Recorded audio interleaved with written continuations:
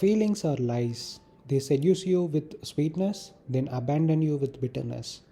They're not friends, they're not guides. They are the tricks of biology designed to keep you on a leash. Man worships them because he has nothing else. He has been told his heart is sacred. He mistakes turbulence for depth.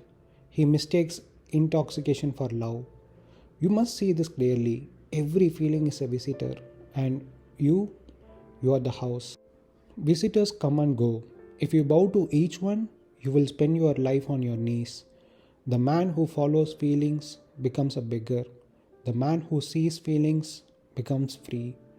Do not kill them, do not obey them, see them, watch them pass, then act from the truth, not from the weather. Man has been indoctrinated into worshipping the flicker of his own chemistry. Every feeling that enters you arrives like a guest who promises to stay forever. It whispers sweetness, it paints vision, it tells you this is it. But it is a lie. For the moment it has entertained itself within you, it will vanish. And in its vanishing, it will leave you hollow. Do you see? It is not just that feelings betray you, it is that they were never yours to begin with. They do not ask your permission before entering, they do not announce their departure. They come like thieves in the night, rearranging your house, stealing your peace, and leaving you to clean up the wreckage. And yet, man bows to them. Man has been told to follow his feelings, to make them into God. He follows them into marriages that rot, into careers that enslave, into decisions that destroy him. Feelings are weather, they are smoke, they are the sweet of your nervous system. They are not truth. Understand this deeply. If your life is built upon feelings, then your life is built upon clouds. It will always collapse. So, what then? If not feelings, what shall guide you? Seeing, clarity, understanding. That which does not tremble when the mood shifts. The action that is true whether or not you feel like doing it. The man who is free is not the man without feelings. He is the man who is no longer their servant. Do you see what you are really saying? You are saying, I am done being deceived by the mirages of my own body and mind. That is the beginning of freedom. Feelings will betray you in ways both obvious and subtle. A feeling enters, it paints a promise. It says, if you follow me, you will be complete. You obey. You pursue the fantasy it sold you. And once it has had its way, it vanishes, leaving you stranded more hollow than before. This is betrayal, and it happens in many forms. Euphoria. It lifts you high, convinces you that you have arrived. Tomorrow it abandons you. You crash lower than where you began. Desire. It whispers of a woman, a possession, a status. You chase it, once attained, the sweetness evaporates.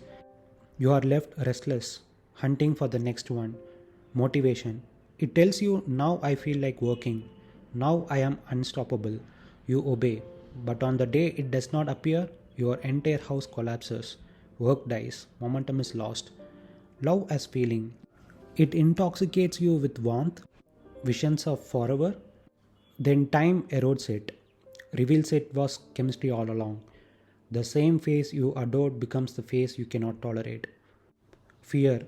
It magnifies dangers that are not real. You make small, cowardly choices. Later, you see the monster was only smoke. And yet, your life has been misshaped by the obedience to it. Understand, feelings are seasonal weather. They cannot be trusted because they are not yours. They are hormonal storms, neural misfires, evolutionary tricks.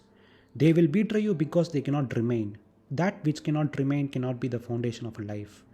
The man who gives his life to feelings lives in constant boom and bust, highs that seduce, lows that destroy, hope followed by emptiness, promise followed by collapse.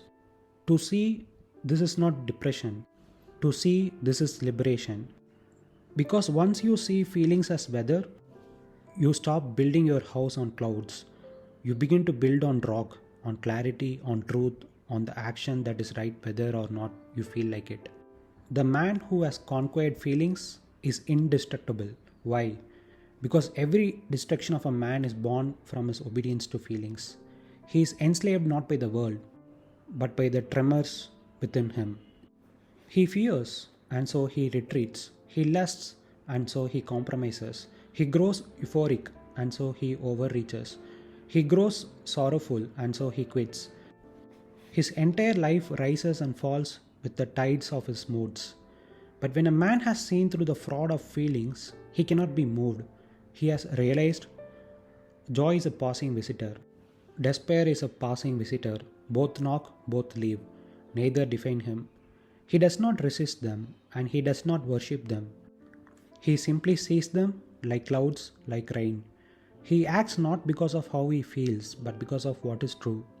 And this is why he cannot be destroyed. Threats do not paralyze him, because fear no longer commands him. Pleasures do not seduce him, because he knows their fleeting taste. Praise does not inflate him, because he sees it as wind. Blame does not cripple him, because he sees it as echo. Such a man is dangerous. Dangerous not because he wields a weapon, but because the world's greatest weapons, fear, seduction, approval, shame, bounces off of him. He is untouchable. The world can strip him of wealth, of comfort, of relationships, but it cannot strip him of himself, because his self is no longer entangled in feelings. To conquer feelings is not to numb them, not to kill them, not to pretend they are gone. It is simply to see them clearly and refuse to be their servant. That is freedom. That is why the man who has conquered feelings cannot be destroyed. Because he has seen the trick. Fear, pleasure, praise, blame, these are not real forces. They are feelings, and feelings are weather. Once you see them as weather, their spell is broken. Threats do not paralyze him, because fear no longer commands him. Fear is sensation in the stomach, a quickening of the heart, a projection of disaster. He knows this. He has watched it arise, peak, vanish. He sees fear as chemistry, not prophecy. So when threat appears, he does what is true, regardless of the storm in his chest. Pleasures do not seduce him, because he knows their fleeting state. He has lived enough to see the pattern. Every pleasure promises eternity, but every pleasure evaporates. He does not forbid himself from tasting, but he does not mortgage his soul for it. He lets it come, he lets it go, he remains untouched.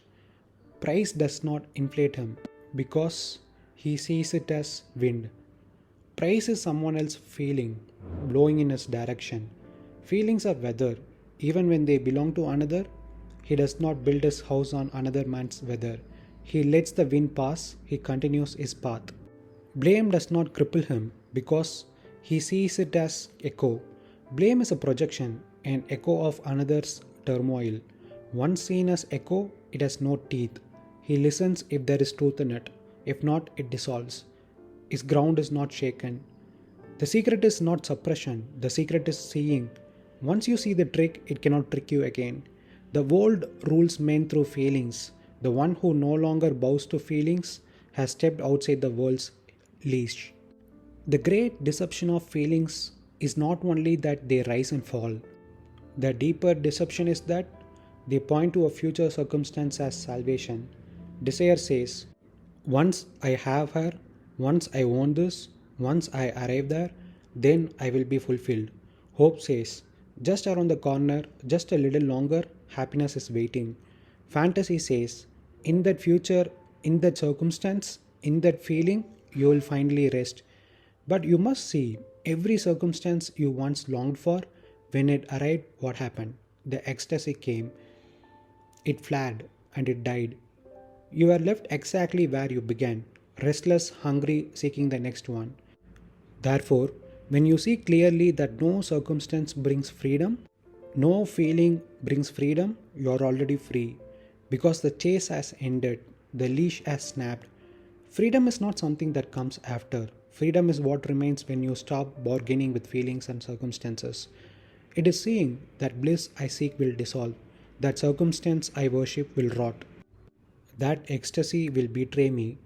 And in that moment of seeing, you are no longer a slave, you are free. Not tomorrow, not after attainment, but now. Do you see? The freedom was never in the feeling. The freedom was in no longer being fooled by it.